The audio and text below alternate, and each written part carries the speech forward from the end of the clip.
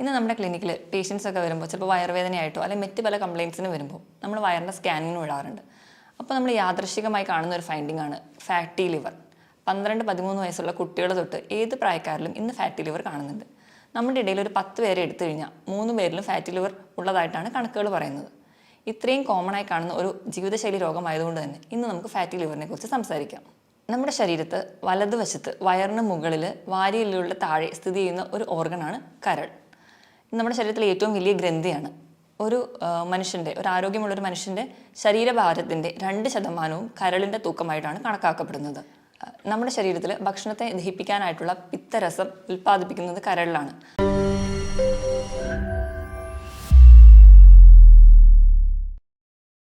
Hi, ഞാൻ doctor പ്രിയ, Q1 health കെയറിലെ homeopathic ഫിസിഷ്യനാണ്. ഇന്ന് നമ്മുടെ ക്ലിനിക്കിൽ പേഷ്യൻസ് ഒക്കെ വരുമ്പോൾ ചിലപ്പോൾ വയറുവേദനയായിട്ടോ അല്ലെങ്കിൽ മറ്റ് പല കംപ്ലയിൻസിന് വരുമ്പോൾ നമ്മൾ വയറിൻ്റെ സ്കാനിങ്ങിന് വിടാറുണ്ട്. അപ്പോൾ നമ്മൾ യാദൃശ്ചികമായി കാണുന്ന ഒരു ഫൈൻഡിംഗ് ആണ് ഫാറ്റി ലിവർ. 12-13 വയസ്സുള്ള കുട്ടികൾ തൊട്ട് ഏത് പ്രായക്കാരിലും ഇന്ന് ഫാറ്റി ലിവർ കാണുന്നുണ്ട്. നമ്മുടെ ഇടയിൽ ഒരു 10 പേരെ എടുത്തു കഴിഞ്ഞാൽ 3 പേരിലും ഫാറ്റി ലിവർ ഉള്ളതായിട്ടാണ് കണക്കുകൾ പറയുന്നത്. ഇത്രയും കോമൺ ആയി കാണുന്ന ഒരു ജീവിതശൈലി രോഗമായതുകൊണ്ട് തന്നെ ഇന്ന് നമുക്ക് ഫാറ്റി ലിവറിനെ കുറിച്ച് സംസാരിക്കാം. നമ്മുടെ ശരീരത്ത് വലതുവശത്ത് വയറിന് മുകളിൽ വാരിയെല്ലുകളുടെ താഴെ സ്ഥിതി ചെയ്യുന്ന ഒരു ഓർഗനാണ് കരൾ. നമ്മുടെ ശരീരത്തിലെ ഏറ്റവും വലിയ ഗ്രന്ഥിയാണ്. ഒരു ആരോഗ്യമുള്ള ഒരു മനുഷ്യൻ്റെ ശരീരഭാരത്തിൻ്റെ 2% കരളിൻ്റെ തൂക്കമായിട്ടാണ് കണക്കാക്കപ്പെടുന്നത്. നമ്മുടെ ശരീരത്തിൽ ഭക്ഷണത്തെ ദഹിപ്പിക്കാനായിട്ടുള്ള പിത്തരസം ഉൽപ്പാദിപ്പിക്കുന്നത് കരളിലാണ്. അതുപോലെ തന്നെ നമ്മുടെ ശരീരത്തിലുള്ള വൈറ്റമിനെ സ്റ്റോർ ചെയ്യുന്നതും അതുപോലെ നമ്മുടെ ശരീരത്തിൽ ഉണ്ടാകുന്ന ടോക്സിൻസിനെയൊക്കെ മെറ്റബോളൈസ് ചെയ്ത് മാലിന്യങ്ങളെ പുറന്തള്ളുന്നതും ലിവറിൻ്റെ ഫങ്ഷൻസ് മൂലമാണ്. അതുപോലെ നമ്മുടെ ശരീരത്തിൽ കൊളസ്ട്രോൾ ഉൽപ്പാദിപ്പിക്കുന്നതും ലിവറിൻ്റെ സഹായത്തോടെയാണ്. നമ്മുടെ ശരീരത്തോട് ഏറ്റവും കോപ്പറേറ്റ് ചെയ്യുന്നതും നമ്മുടെ ശരീരത്തോട് ഏറ്റവും സ്നേഹമുള്ള ഒരു ഓർഗൻ ലിവറാണ്.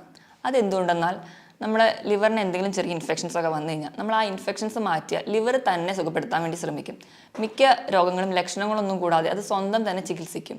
അതുപോലെ തന്നെ നമ്മുടെ ലിവർ ഒരു അസുഖം വന്ന് പകുതി മുറിച്ച് മാറ്റിയാലും അതിന് സ്വന്തം പ്രോഗ്രസ് ചെയ്ത് വർക്ക് ചെയ്യാനുള്ള ഒരു കഴിവ് ലിവറിനുണ്ട്. അതുകൊണ്ട് തന്നെയാണ് നമ്മൾ ഇന്ന് ലിവർ ട്രാൻസ്പ്ലാന്റേഷനൊക്കെ സുഖകരമായിട്ട് നടത്തുന്നത്. ഇനി നമുക്ക് വിഷയത്തിലേക്ക് വരാം. എന്താണ് ഫാറ്റി ലിവർ? നമ്മുടെ ലിവറിൻ്റെ കോശങ്ങളിൽ കൊഴുപ്പടിയുന്ന അവസ്ഥയാണ് ഫാറ്റി ലിവർ. ചെറിയ തോതിലുള്ള കൊഴുപ്പൊക്കെ അടിയുന്നത് സാധാരണമാണ്. പക്ഷെ നമ്മുടെ കരളിൻ്റെ ഭാരത്തിനേക്കാളും ഒരു 5-10% കൊഴുപ്പ് അടിയുമ്പോഴാണ് നമ്മൾ ഫാറ്റി ലിവർ എന്ന കണ്ടീഷനിലോട്ട് പോകുന്നത്. ഇത് തന്നെ നമ്മൾ വേണ്ട രീതിയിലൊന്നും ശ്രദ്ധിക്കാതിരുന്നു കഴിഞ്ഞാൽ അത് ഒരു കംപ്ലീറ്റ് ലിവർ ഫെയിലിയറിലോട്ട് പോകും. ഇനി എന്തുകൊണ്ടൊക്കെയാണ് ഫാറ്റി ലിവർ ഉണ്ടാകുന്നത് നോക്കാം. ഏറ്റവും പ്രധാനപ്പെട്ട കാരണം മദ്യപാനമാണ്. ഇങ്ങനെ ഉണ്ടാകുന്ന ഫാറ്റി ലിവറെ നമ്മൾ ആൽക്കഹോളിക് ഫാറ്റി ലിവർ എന്നാണ് പറയുന്നത്. നമ്മൾ കഴിക്കുന്ന മദ്യം അത് നമ്മുടെ ലിവറിൽ എത്തുകയും അത് ആൽക്കഹോൾ നമ്മൾ അസറ്റാൽഡിഹൈഡ് എന്ന് പറയുന്ന ഒരു കോമ്പൗണ്ടായിട്ട് കൺവേർട്ട് ചെയ്യും. ഈ അസറ്റാൽഡിഹൈഡ് വിഘടിച്ച് അസറ്റേറ്റ് ആവും. ഈ അസറ്റേറ്റ് വീണ്ടും വിഘടനം സംഭവിച്ച് വാട്ടറായും കാർബൺ ഡൈ ഓക്സൈഡായിട്ടാണ് നമ്മുടെ ശരീരത്തിൽ നിന്ന് പുറന്തള്ളുന്നത്. ഇതിനിടയിൽ ഉണ്ടാകുന്ന അസറ്റാൽഡിഹൈഡ് എന്ന് പറയുന്ന ഒരു കോമ്പൗണ്ട് അതൊരു ടോക്സിക് സബ്സ്റ്റൻസ് ആണ്. അത് നമുക്ക് ക്യാൻസർ വരെയുള്ള ഉണ്ടാക്കാനുള്ള ശേഷിയുണ്ട്. ഈ കോമ്പൗണ്ട് നമ്മുടെ ലിവറിൻ്റെ കോശങ്ങളെ നശിപ്പിക്കുന്നു. അതുവഴിയാണ് നമുക്ക് ഫാറ്റി ലിവർ ഉണ്ടാവുന്നത്. രണ്ടാമതായി പറയുന്ന ഒരു ഗ്രൂപ്പ് ഓഫ് കണ്ടീഷനാണ് നോൺ ആൽക്കഹോളിക് ഫാറ്റി ലിവർ, മദ്യപാനമല്ലാത്ത മറ്റു കാരണങ്ങൾ. അതിൽ ഏറ്റവും പ്രധാനപ്പെട്ട കാരണം നമ്മുടെ അമിതമായിട്ടുള്ള ഭക്ഷണം കഴിക്കുന്നതാണ്. നമ്മുടെ ശരീരത്തിൻ്റെ ഊർജ്ജത്തിന് ആവശ്യത്തിലും കൂടുതൽ നമ്മൾ ഭക്ഷണം കഴിക്കുമ്പോൾ അത് നമ്മുടെ ശരീരത്തിൽ കൊഴുപ്പായി അടിയുന്നു. ഇത് നമുക്ക് ആദ്യം ഒക്കെ അമിതവണ്ണമായിട്ട് പ്രസൻറ്റ് ചെയ്യും. വീണ്ടും ഈ കൊഴുപ്പ് കൂടുമ്പോൾ അത് നമ്മുടെ ലിവറിലെ കോശങ്ങളിൽ കിട്ടിക്കിടന്ന് നമുക്ക് ഫാറ്റി ലിവർ ഉണ്ടാകുന്നു. അപ്പം അമിതമായി ഭക്ഷണം കഴിക്കുന്നത് ഒരു കാരണമാണ്. രണ്ടാമതായിട്ട് അമിതവണ്ണം, അത് ഫാറ്റി ലിവറിന് ഒരു കാരണമാണ്. അതുപോലെ നമ്മൾ നിയന്ത്രണമല്ലാതെ പോകുന്ന BP, കൊളസ്ട്രോൾ, പ്രമേഹം തുടങ്ങിയ രോഗങ്ങൾ നമുക്ക് ഫാറ്റി ലിവറിലോട്ട് എത്തിക്കാം. അതുപോലെ തന്നെയാണ് മെറ്റബോളിക് സിൻഡ്രോം. മെറ്റബോളിക് സിൻഡ്രോം എന്ന് പറയുമ്പോൾ അമിതവണ്ണവും പ്രമേഹവും ഉയർന്ന രക്തസമ്മർദ്ദവും കൊളസ്ട്രോൾ കൂടി നിൽക്കുന്ന അവസ്ഥയും കൂടി ചേരുന്ന ഒരു ഗ്രൂപ്പ് ഓഫ് കണ്ടീഷനാണ്.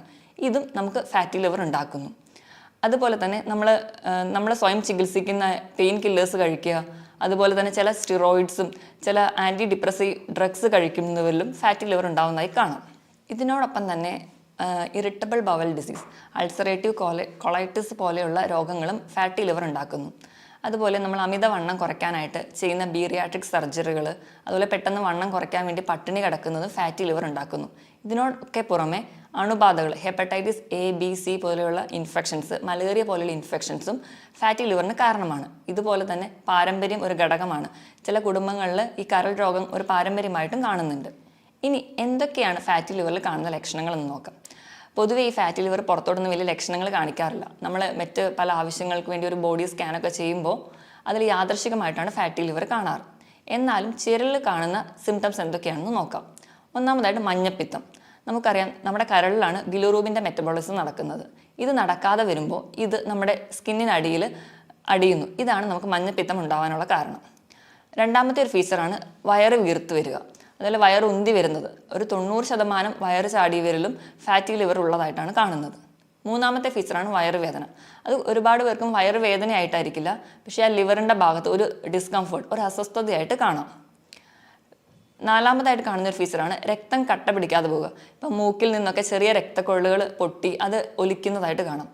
ഇതിന് കാരണം എന്താണെന്ന് വെച്ച് കഴിഞ്ഞാൽ നമ്മുടെ ലിവറിൽ ആണ് നമ്മുടെ രക്തം കട്ട പിടിക്കാനായിട്ടുള്ള പ്രോട്ടീനുകൾ ഉണ്ടാകുന്നത്. അപ്പം നമുക്ക് ഫാറ്റി ലിവറൊക്കെ വന്ന് ലിവർ കോശങ്ങൾ നശിക്കുന്നത് വഴി ഈ പ്രോട്ടീൻ്റെ ഉൽപ്പാദനം നടക്കാതെ വരുന്നു. ഇത് കാരണം നമുക്ക് ചെറിയ ബ്ലീഡിംഗ് ഒക്കെ കാണിക്കാം. അതുപോലെ തന്നെ വിശപ്പില്ലായ്മ, അല്ലെങ്കിൽ ഭക്ഷണം കാണുമ്പോൾ ഓക്കാനം, ഛർദിലൊക്കെ വരിക, അതുപോലെ ഭയങ്കര ക്ഷീണം, കിതപ്പ്, ഇതൊക്കെ നമുക്ക് ഫാറ്റി ലിവറിലുള്ളവരിൽ കാണാറുണ്ട്. ഇനി നമുക്ക് ഫാറ്റി ലിവറിനെ എങ്ങനെയൊക്കെ ഗ്രേഡ് ചെയ്യാമെന്ന് നോക്കാം. അതിൽ ഫസ്റ്റ് ടൈപ്പാണ് മൈൽഡ് ടൈപ്പ്. മൈൽഡ് ടൈപ്പ് എന്ന് പറയുമ്പോൾ അന്നജത്തിൻ്റെ അളവ് കൂടുതലായി കഴിക്കുന്നതുകൊണ്ടും വ്യായാമക്കുറവ് മൂലം ഉണ്ടാകുന്നതാണ്. ഗ്രേഡ് 1 എന്ന് പറയുമ്പോൾ 8% കൊഴുപ്പടിയുമ്പോഴാണ് ഗ്രേഡ് 1 എന്ന് പറയുന്നത്. 12% കരളിലും കൊഴുപ്പടിഞ്ഞിട്ടുണ്ടെങ്കിൽ അതിന് ഗ്രേഡ് 2 എന്നും 15% അടിഞ്ഞിട്ടുണ്ടെങ്കിൽ അതിന് ഗ്രേഡ് 3 എന്നും തരംതിരിച്ചിട്ടുണ്ട്. ഇത് കഴിഞ്ഞു പോകുന്ന സ്റ്റേജാണ് ലിവർ സിറോസിസും അതുപോലെ തന്നെ ലിവർ ഫെയിലിയറിലോട്ട് എത്തുന്നത്. ഇനി നമുക്ക് എങ്ങനെയാണ് ഒരു ഫാറ്റി ലിവർ പ്രോഗ്രസ് ചെയ്യുന്നത് നോക്കാം. നമ്മൾ അമിതമായി ഭക്ഷണം കഴിക്കുമ്പോൾ, വിശപ്പ് അറിയാതെ തന്നെ ഭക്ഷണം കഴിക്കുമ്പോൾ കൊഴുപ്പിൻ്റെ അളവ് കൂടും. ഈ കൊഴുപ്പ് നമ്മുടെ കരളിൻ്റെ കോശങ്ങളിൽ അടിയാൻ തുടങ്ങും. ഈ ഒരു സ്റ്റേജിന് നമ്മൾ ഫാറ്റി ലിവർ, അതാണ് ഫസ്റ്റ് സ്റ്റേജ്, ഫാറ്റി ലിവർ എന്ന് പറയും. ഈ ഫാറ്റി ലിവർ കാരണം കോശങ്ങളിൽ നീർക്കെട്ടുകൾ ഉണ്ടാകുന്നു. ഈ കൊഴുപ്പടിയുന്നതിൻ്റെ ഭാഗമായിട്ട് നീർക്കെട്ടുകൾ ഉണ്ടാകുന്നു.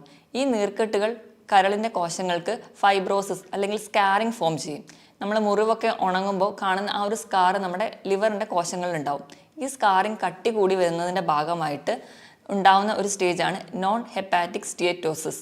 ഇതാണ് രണ്ടാമത്തെ സ്റ്റേജ്. ഈ ഒരു സ്റ്റേജ് എത്തുമ്പോഴത്തേക്കും നമ്മുടെ ലിവർ എൻസൈംസ് ഒക്കെ കൂടുതലായിട്ട് നിൽക്കും. ഈ ഫാറ്റി ലിവറിൻ്റെ സ്റ്റേജിലും ഈ സെക്കൻഡ് സ്റ്റേജിലും നമുക്ക് ലിവറിനെ പഴയ പോലെ തിരിച്ചെത്തിക്കാൻ പറ്റും.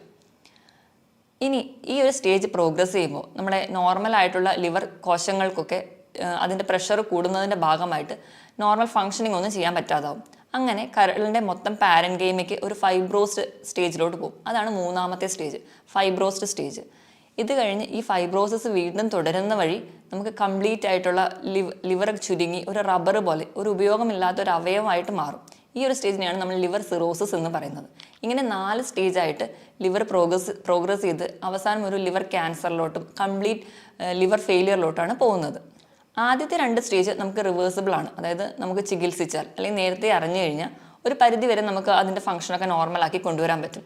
പക്ഷേ അവസാനത്തെ 2 സ്റ്റേജിലാണ് നമ്മൾ അറിയുന്നതെങ്കിൽ അപ്പോഴത്തേക്കും നമുക്കത് കംപ്ലീറ്റ് ആയിട്ട് തിരിച്ചു കൊണ്ടുവരാൻ പറ്റില്ല. ഈ ഒരു സ്റ്റേജൊക്കെ എത്തുമ്പോഴത്തേക്കും പലർക്കും സ്കിന്നിൽ തന്നെ ഒരു കാരണമൊന്നും കൂടാതെ ചൊറിച്ചിലുണ്ടാവുന്നു, പാദങ്ങളിൽ നീര്, ഉറക്കമില്ലായ്മ, വിശപ്പില്ലായ്മ, അതുപോലെ വയറൊക്കെ വല്ലാണ്ട് വെള്ളം കെട്ടി വീർത്തിരിക്കുന്ന ഒരു സ്റ്റേജിലോട്ടൊക്കെ എത്തിയിട്ടുണ്ടാവും. ഇനി ഇങ്ങനെ ലിവർ കംപ്ലയിൻറ്റ്സ് ഒക്കെ കാണുന്നവരിൽ കോമൺ ആയിട്ട് കാണുന്ന വേറൊരു കംപ്ലയിൻ്റ് ആണ് പിത്തസഞ്ചിയിൽ കല്ല്, അതുപോലെ പിത്തസഞ്ചിയിലൊക്കെ പോളിപ്പ് ഫോം ചെയ്യുന്നത്. അപ്പം നമ്മൾ മെയിൻലി ആ ഒരു കല്ല് സർജറി വഴി റിമൂവ് ചെയ്യും, അല്ലെങ്കിൽ പോളിപ്പ് റിമൂവ് ചെയ്യും. പക്ഷേ ഇവിടുത്തെ ഒരു ബേസിക് കോസ് എന്ന് പറഞ്ഞിട്ടുണ്ടെങ്കിൽ ലിവറിൽ പ്രശ്നം ഉണ്ടാവും. അപ്പോൾ ഇങ്ങനെയൊക്കെ ഉള്ള രോഗികൾ ആദ്യം അവർക്ക് ഫാറ്റി ലിവർ ഉണ്ടോ അല്ലെങ്കിൽ ലിവർ കംപ്ലയിൻറ്റ്സ് ഒക്കെ ഉണ്ടെങ്കിൽ അതിനെ വേണം കൺട്രോൾ ചെയ്യാൻ.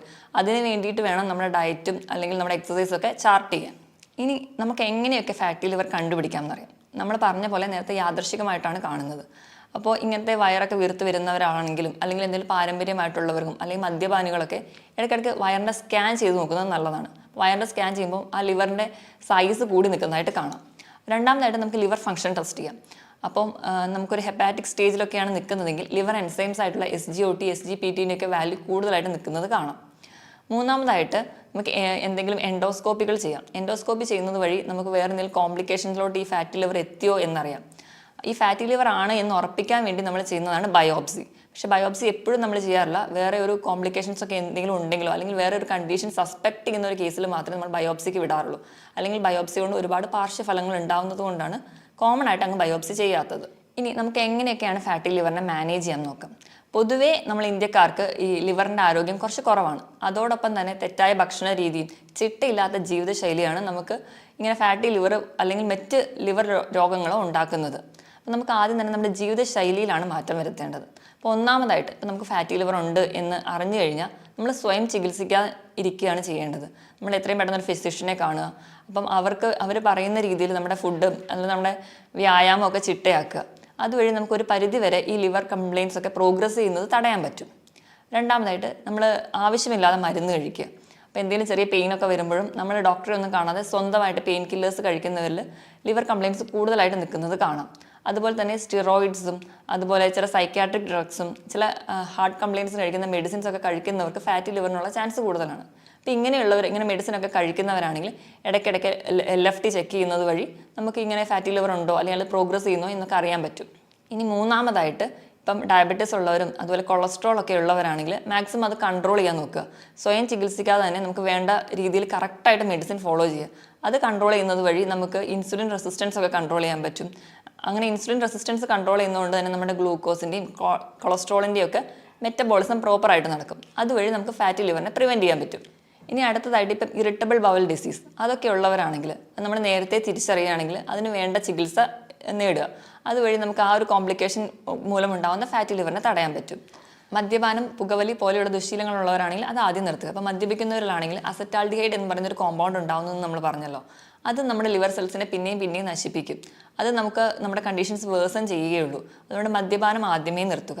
ഇനി പുകവലി, അത് നമ്മൾ ഡയറക്റ്റായിട്ട് പുകവലിക്കുന്നില്ലെങ്കിലും അത് ശ്വസിക്കുന്നത് വഴിയും നമുക്ക് ഈ കണ്ടീഷൻ ഫാറ്റി ലിവറൊക്കെ ഉള്ളവർക്കാണെങ്കിൽ അത് കൂടുതൽ വേഴ്സൺ ചെയ്യുന്നതായി കാണാം.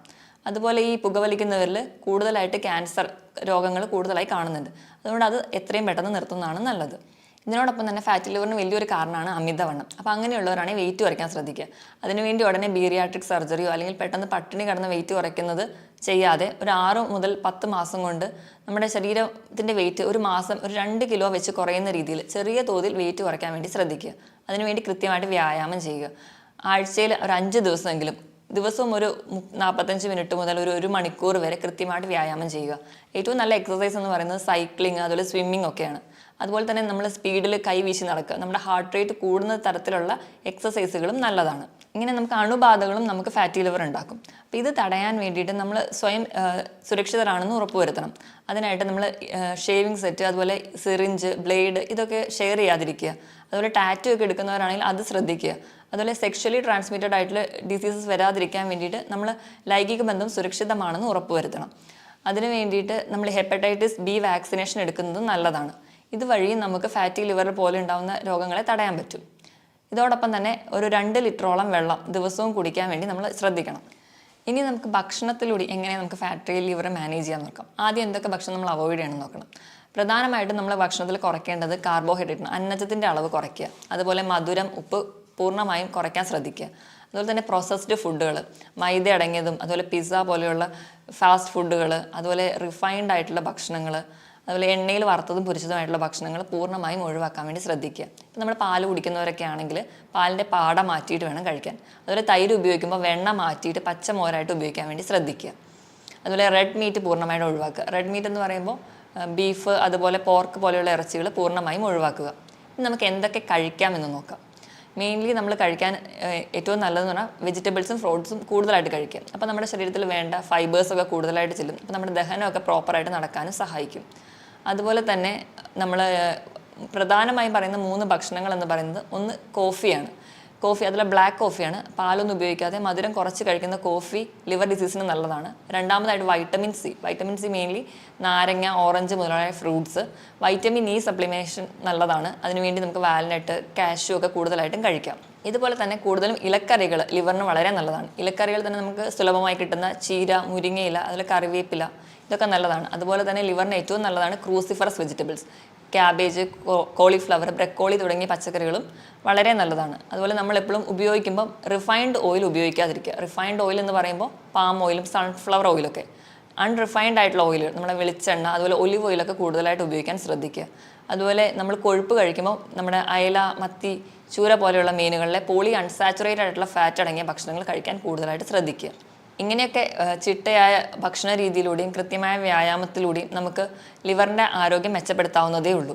ഇതോടൊപ്പം തന്നെ തുടക്കത്തിലൊക്കെ അറിയുകയാണെങ്കിൽ ഹോമിയോപ്പതിയിൽ ഫലപ്രദമായ ചികിത്സയും ലഭ്യമാണ്. മറ്റൊരു ഹെൽത്ത് ടോപ്പിക്കുമായിട്ട് വീണ്ടും കാണുന്നത് വരെ നന്ദി.